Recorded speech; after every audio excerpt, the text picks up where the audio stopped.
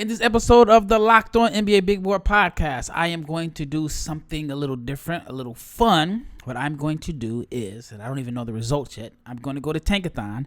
I'm going to hit Sim.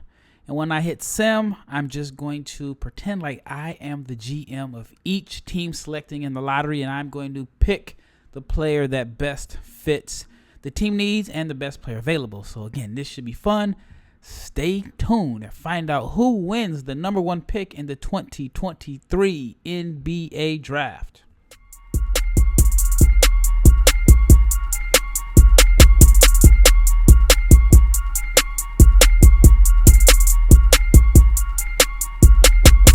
Big shout out to each and every person that has made the Locked On NBA Big Board Podcast your first listen of the day. I'm your host, Rafael Barlowe, the Director of Scouting for NBA Big Board, and also the Director of Scouting for the NTX Combine, which is a combine for draft eligible seniors that are looking to impress some NBA scouts. It will be held May 2nd through 4th in Duncanville, Texas, which is right outside of Dallas. I'm looking forward to it. It's a big event. I mean, I'm creating all the content. I'm finding the players. I'm talking to the agents. It's a lot. My hands are full, but it's definitely a challenge, and I think it's going to be a success. All right, this episode is brought to you by PrizePicks. First-time users can receive a 100% instant deposit match up to $100 with the promo code Locked On. That is PrizePicks.com, promo code Locked On. All right, let's just get started. All right, let's see what is here. All right, I'm going to hit this button here, and we're going to see who wins the first pick in the Victor Wembanyama sweepstakes. And it is... Okay, the Charlotte Hornets win the Victor Wembanyama sweepstakes. Charlotte is picking number 1. They move up 3 spots. Utah picks number 2. The Portland Trailblazers number 3. The Houston Rockets at number 4. And poor Detroit falls down to number 5. San Antonio at 6. The Orlando Magic at 7. Indiana has the 8th pick. The Washington Wizards are at 9. Dallas Mavericks are at 10. The Orlando Magic with the Bulls pick are at 11. Oklahoma City Thunder at 12. Toronto Raptors at 13. And the New Orleans Pelicans at 14. So again, the Charlotte Hornets win the Victor Wembanyama sweepstakes. And let's just start from there. If I am the general manager of the Charlotte Hornets with the first pick, I mean, as soon as they announce it on lottery night, I think I may even just bring a Victor Wembanyama jersey to the draft anyway, just maybe for good luck. As soon as he wins, or as soon as I find out I'm winning the Wembanyama sweepstakes, I mean, what else do we need to do? I mean, I guess I would kick the tires on Scoot Henderson and Brandon Miller, but it's a no-brainer here. Victor Wembanyama goes number 1 to Charlotte. It'd be interesting with Mark Williams and the whole PJ Washington situation. I think he's a free agent this summer. They decided not to, extend him a contract. But I think you can possibly play Mark Williams and Victor Wembanyama together. So I think that would be pretty cool for Charlotte. LaMelo Ball gives him a big point guard that can find him on lobs. And even though Charlotte hasn't had, I guess, the best reputation in the past couple of years, I mean, there's rumors or just a lot of talk about the team just being unorganized and lacking veterans and so on. Wembanyama and a healthy LaMelo Ball could turn things around, and then I wonder how soon would Michael Jordan be willing to sell the team if that's the case. All right, at number 2, it is the Utah Jazz, and if I'm Utah with the second pick, I think I would go with Scoot Henderson. I think that just makes the most sense. They need a point guard. Scoot Henderson, I guess he could be the Donovan Mitchell replacement, not necessarily saying they're the same player. He'd be the face of the franchise, give the team star power. And yeah, Utah. I mean, talk about their restructure, their rebuild going the right way fast, moving up to the second pick. I mean, that would be a big blessing there. All right, at number 3, it is the Portland Trailblazers, and this is a no-brainer. I would go with Brandon Miller here. You have Dame Lillard. You have Ant Simons. You have Shaedon Sharpe. Brandon Miller, Shaedon Sharpe. I think you would give the Blazers a pretty bright future, even if they decide to move Dame Lillard this summer. I'm a Blazers fan. I would hate for Portland to trade the number 3 pick for a veteran that is ready to come in now. That's probably not going to be as good as what Brandon Miller is. And I'm a Brandon Miller guy, so I'm biased, but he would give Portland a shooter, length. And again, you have 3 young guys with Ant Simons, Shaedon Sharpe, Brandon Miller. So I think the future in Portland would be a little bit brighter than it's looking. Then, of course, you have to decide what you're going to do with Jeremy Grant. I mean, it's going to be an interesting situation in Portland. But if they get the number 3 pick in the draft, I think that is a win. And number 4 is the Houston Rockets. And I think you have to go with Amen Thompson here. He'd be your unselfish point guard. Very raw. I mean, he has the physical tools to be an all-NBA defender, great vision. Struggles shooting the ball, but, I mean, I would give the Rockets a nice lineup of Amen Thompson. Talk about an athletic backcourt. Would that be like the most athletic backcourt? I don't want to say ever, but would that be like one of the most athletic backcourts in NBA history with Amen Thompson and Jalen Green, 2 elite athletes with quick first steps? Then you'd have Jabari Smith on the wings. You have Alperen Sengun. I think Thompson could help them defensively. I think it would be a little while. I think it would probably take them another year or 2 before they become a threat, and depending on who the coach is. But if you're Houston at 4 and Amen Thompson is there, then I think you have to go there. All right, at number 5, it is the Detroit Pistons. And this is where it can get really interesting. Detroit has, obviously, Jaden Ivey. You have Cade Cunningham. I think, and you got Jalen Duren. I think if I'm Detroit here, I would go Cam Whitmore at number 5. That's what I would do. I go Cam Whitmore at number 5.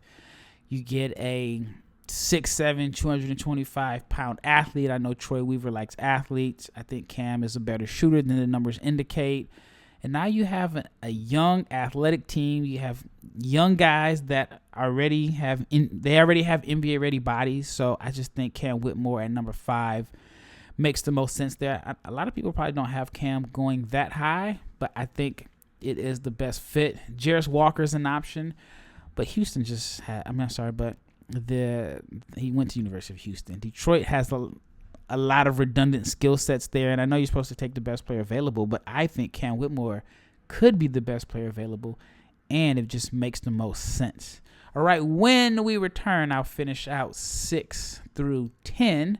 Let's talk about PrizePicks. PrizePicks is basically daily fantasy made easy, and all you have to do is just pick 2 to 6 players, and if they will go score more or less than their projected PrizePicks projection, and you can win up to 25 times your money on any entry. There's no competing against other people. It is just you versus the projections available. And PrizePicks offers projections on any sport that you may watch: NBA, NFL, Major League Baseball, NHL, college basketball for men's, women, soccer, WNBA, esports, NASCAR, boxing, and more. And entries can be made in 60 seconds or less. It's that easy, safe, and fast withdrawals. And it is currently operational in 30 states and Canada. So all you have to do is just download the PrizePicks app, go to prizepicks.com, sign up, and play daily fantasy sports. If you are a first-time user, you can receive a 100% instant deposit match up to $100. But you got to use the promo code Locked On. If you deposit $100, PrizePicks will give you $100. If you deposit $50, they'll give you $50. So do not forget to enter the promo code Locked On at sign up for an instant deposit match up to $100. And check this out. New 1 million daily Superflex promotion for the NBA playoffs and finals. Every day of the NBA playoffs and finals, one PrizePicks user will win a chance to become a millionaire. One entry placed after 8 a.m. Eastern, and you will be randomly selected each day. Well, I don't want to say you, but a person will be randomly selected each day, but hopefully it is you. And whoever placed that entry will be given a 6-pick flex with the following payouts: 6 correct picks, $1 million. 5 correct picks, $80,000. 4 correct picks, $16,000. Full details can be found at prizepicks.com/million. but you must opt in at this link to be eligible for the $1 million entry. Once you opt in, all you have to do is play the game like a normal person, or play the game. Once you opt in, all you have to do is play the game like normal, and you could be the lucky winner. Man, what would I do with $1 million? I'd probably get me and my wife matching G-Wagons, get a house. Yeah, you know, all the cool stuff. All right, next we got to pick out the Nissan's most electric player of the week, which is brought to you by the all-new, all-electric 2023 Nissan Ariya. And the Nissan most electric player of the week is, I guess, I don't know. I mean, college basketball is over. The only guys are still playing are international. I think I mentioned James Nagy. So I guess I'll go with Bilal Coulibaly. Bilal just entered into the 2023 NBA draft. One of the biggest risers. I had seen him play in, I want to say it was January last year. It's kind of like his breakout game. I thought, okay, this guy has the tools to be an NBA prospect, but I'm thinking 2024, maybe 2025. And now here it is, 2023, and there are some people that believe he will be a first-round pick. So Bilal Coulibaly is my Nissan all-electric player of the week. And the Nissan Ariya is electric, is brilliantly fierce, is fiercely elegant, stunningly powerful, elegantly powerful, and delivers on duality, which is a combination of fierceness and elegance, and is beautiful and strong. It is the perfect SUV. The 2023 Nissan Ariya. It has this pin you to your seat power and premium intelligence all in one electric vehicle. It's the all-new, the all-electric 2023 Nissan Ariya. It is the electric vehicle for people who love to drive. Shop now at nissanusa.com. Thanks again for making the Locked On NBA Big Board podcast your first listen of the day. Now, if you are an everyday listener, tomorrow on the show, I will break down my top international prospects in the 2023 NBA draft.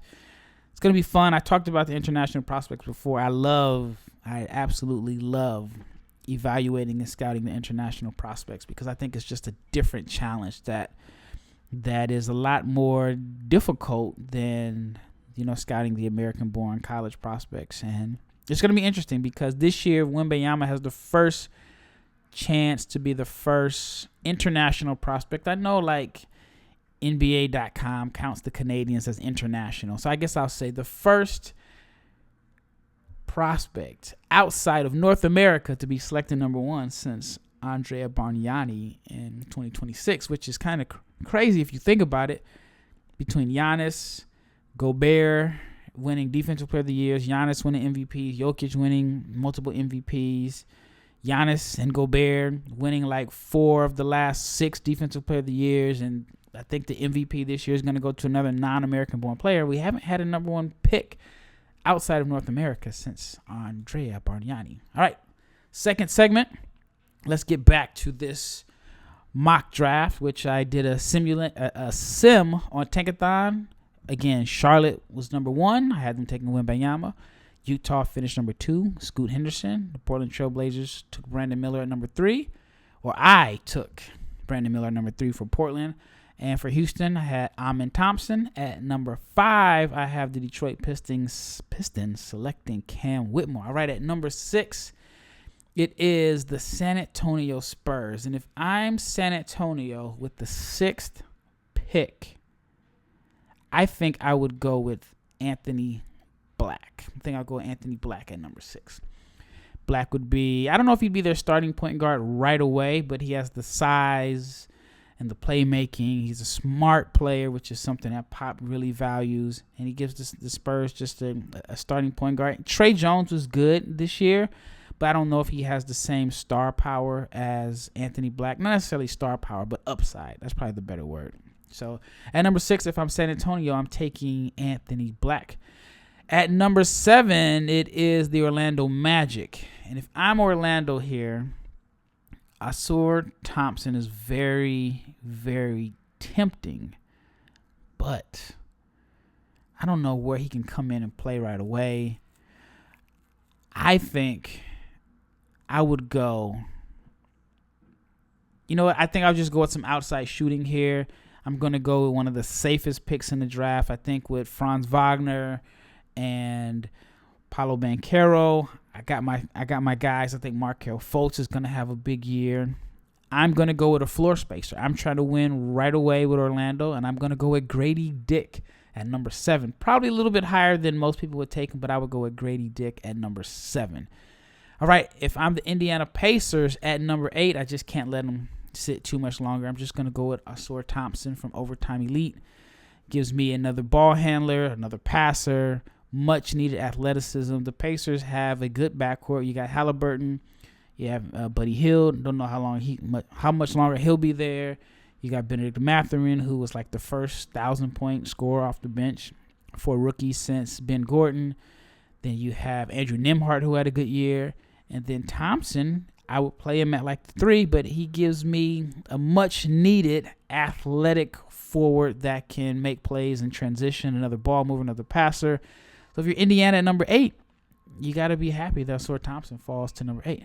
All right, at number 9, it is the Washington Wizards. And if I'm the Washington Wizards with the 9th pick, I'm going with Cason Wallace. No-brainer. Don't really need to go into a whole lot of details here. The Wizards, I want to say they're point guard combination of Monty Morris and DeLon Wright. I thought they were good at not turning the ball over and managing the game. But they were also like the lowest scoring point guard combination in the NBA.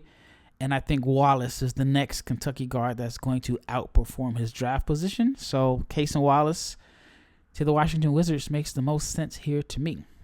All right, at number 10, it is the Dallas Mavericks. And I know every single mock draft out there has the Dallas Mavericks selecting Taylor Hendricks. And I think he's a good fit there. He averaged, like 15 points. I forgot what he averaged. I want to say around 15.7 rebounds per game. I know he shot like 38% from 3. Maybe it was 39%. 1.7 blocks per game. I think he fits a need for Dallas. But if I'm Dallas at number 10, you're going to think I'm crazy. I'm selecting Derek Lively. I know this is way higher than the consensus. And shout out to Chris Kesey from Kesey Scouting. He is a contributor with me at NBA Big Board, and he wrote a great article about Derek Lively. But I think Lively helps Dallas immediately. I think he's going to be a tremendous defender. I think he can be just as good as Walker Kessler this year. Man, it almost got me again. I think he can be just as good as Walker Kessler. I think with a player like Luka who can find him for lobs and reward him cutting to the basket, I think he'll be a more confident scorer. I think Lively is going to be a really good defender. And I know everybody says, you can get good centers late in the draft. You look at Jared Allen, you look at Mitchell Robinson, you look at Gobert, you look at all these guys. So I'm like, well, think about the teams that passed him up. I bet they regret passing him up. And I think teams are going to regret passing up Derek Lively if he goes exactly where most of the mocks are having him. So if I'm Dallas, I'm going against the grain. I'm not taking Taylor Hendricks. No knock against him, but I'm going with Derek Lively at number 10. All right, when we return, I'll do picks 11 through 14, but let's talk about the Ultimate Pro Basketball GM. It is the absolute coolest game I've played in a while. I've always thought I could be a great NBA GM. I think about it all the time. Actually, now I'm even thinking like with this whole transfer portal thing going on, colleges need to hire GMs, guys that literally that's all they do throughout the year is scout and look for talent. So yes. So anyway, I think about being a GM all the time, but now I can actually be a GM with the Ultimate Pro Basketball GM. If you've ever had the same thought and have fantasized about managing your own basketball franchise, go and download the Ultimate Pro Basketball GM right now. The game allows you to manage every strategic aspect of your franchise, from playing through seasons and leading your franchise and fans to glory as you build a historic dynasty. In the simulation, you are responsible for dealing with the challenging personalities of the players and the coaches, hiring the right coaches and assistants, trading and training players, making picks, navigating your franchise through free agency and the draft, and all the ups and downs that come with being a GM over multiple seasons. And this is in a challenging and realistic game world. The Ultimate Pro Basketball GM, it is completely free and it is playable offline, play on the go as you want and when you want. And if you are a Locked On listener, which you are because you're hearing me now, Locked On listeners get a 100% free boost to their franchise when they use the promo code Locked On in the game store. So make sure you go check it out. To download the game, just visit probasketballgm.com.